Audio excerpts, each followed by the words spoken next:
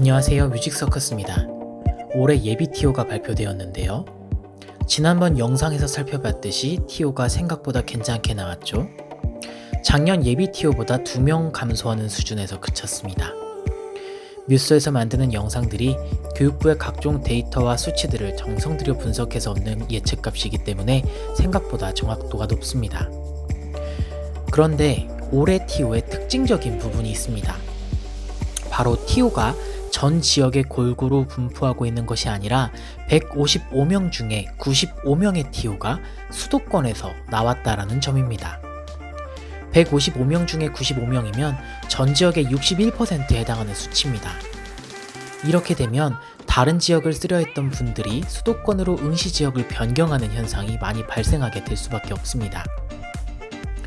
보시다시피 1차 컷은 비수도권도 상당히 높은 편입니다. 특히 광역시들 1차 컷은 많이 높은 편이죠. 그런데 티오가 이렇게 균일하지 않게 나오게 되면 비수도권, 특히 광역시의 중상위권 응시자들이 막판까지 고민을 하다가 티오가 상대적으로 많은 서울 경기로 원서를 바꾸는 게 이상한 일은 아닐 거예요. 그러면 당연히 수도권의 1차 컷은 올라가게 될 것입니다. 더군다나 이번에 티오가 0인 지역이 광주랑 충북 이렇게 두 지역이 나왔습니다. 티오가 0인 것과 1인 것은 상당히 유의미한 차이를 보입니다. 곧 죽어도 이 지역을 쓰겠다고 매달렸던 상위권 사람들이 다른 지역에 응시할 수밖에 없게 되니까요. 경험적으로 이런 해에는 2차 시험의 변별력이 높아지는 모습을 보입니다.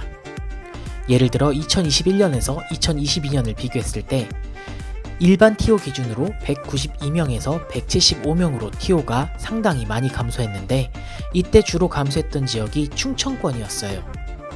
2021년 35명에서 2022년 16명으로 확 줄었습니다. 그런데 그때 호남권은 21년 26명에서 33명으로 티오가 오히려 증가했어요. 당연히 충청권에서 호남권으로 교차 지원이 많이 늘었고 호남권 지역들은 2차 실기시험에서 고난이도 악곡을 섞어서 출제하게 됩니다. 전북에서는 대중음악 수고했어 오늘도를 출제했고요. 전남에서는 원어 가창이 나왔어요. 경기 같은 지역들에서도 일반 악곡이 아니라 악보 편집을 한 버전의 악곡이 출제되었습니다. 그리고 2022년에 티오가 13명 증가한 서울에서는 에디트 피아프의 불어곡 후회하지 않아요가 원어로 출제되었습니다. 참고로 2022년에 서울에서 출제된 세 곡은 모두 원어였죠. 2019년에서 2020년으로 넘어갈 때도 비슷한 현상이 보입니다. 티오 인심 좋기로 유명한 경기 지역에서 전년 대비 29명을 줄이니까 경기를 준비하던 사람들이 막판에 지역을 바꾸는 현상이 많이 있었거든요.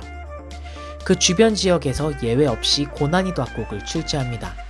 서울에서는 이문세의 소녀를 출제했고 인천은 지금 이 순간 곡을 악보를 편집해서 낯설게 만든 버전의 곡이 출제되었습니다. 강원은 출제곡 5곡을 모두 원어로 내버립니다. 이런 현상이 나타나는 이유는 탈락자가 패배를 빠르게 인정하게 해서 뒷말이 나오지 않게 하기 위함입니다. 항상 커트라인에는 엄청나게 많은 인원이 오밀조밀하게 분포하잖아요. 그래서 이들을 가려낼 때 탈락자가 확실하게 패배를 인정하게 만들 수 있는 요소가 필요해요. 그리고 그게 바로 지금과 같은 고난이도 실기곡이죠. 무난한 곡을 부르고 나왔는데 시험에서 떨어지면 뒷말이 많아지겠죠? 불공정 시비가 붙을 겁니다. 하지만 고난이도 실기곡을 뽑고 실기를 망했다면 떨어지더라도 군말 없이 패배를 인정하기 때문에 시끄러운 뒷말이 발생하지 않습니다. 그래서 올해처럼 다른 지역은 티오가 줄었는데도 티오가 늘어난 지역이 있다면 어쩔 수 없이 2차 난이도를 올릴 수밖에 없어요. 그래서 올해 시험을 준비하시는 분들은 2가지에 신경 쓰셔야 합니다. 첫째, 실기 준비 범위를 확장시키셔야 합니다. 기본곡 1회 독은 최대한 빨리 진행하고 원어, 뮤지컬, 대중음악, 악보나 키가 다른 곡들 이렇게 고난이도 곡들이라고 평가되는 곡들 절대 스킵하지 말고 올해는 모두 꼼꼼하게 준비하셔야 합니다. 두 번째, 실기에 방어적으로 임해야 합니다. 화려하게 연주해서 점수를 따기보다는 실수 없이 치는 게 우선입니다. 시험장에서 고난이도 곡을 골랐다면 못 치는 사람들이 많을 테니 내가 실수만 안 해도 중간 이상은 가게 되는 거고요. 만약 고난이도 곡이 아닌 평이한 난이도의 곡을 골랐다고 하면 고난이도 곡에서 점수를 낮게 받은 사람들이 많아질 테니 내가 중간만 해도 합격 가능성이 높아지게 됩니다. 하지만 할만한 난이도의 곡에서 실수를 하거나 감점 요소가 될 만한 연주를 하게 되면 가차없이 감점을 당하게 되겠죠. 실기 채점 제도에서 잘 치면 가산점을 주는지는 확실하지 않으나 실수할 때 감점을 하는 것은 확실합니다. 자, 다음으로 면접인데요. 아시다시피 올해 참 다사다난한 한 해였죠.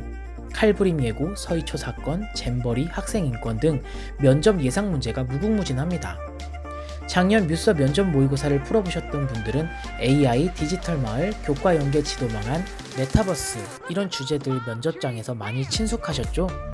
특히 제주랑 경기는 거의 비슷하게 나온 것 같더라고요. 적중 비결은 별거 없어요. 올해 일어난 이슈 중에 교육과 연관되어 있는 내용이 무엇일까를 고민해보시면 답이 나옵니다.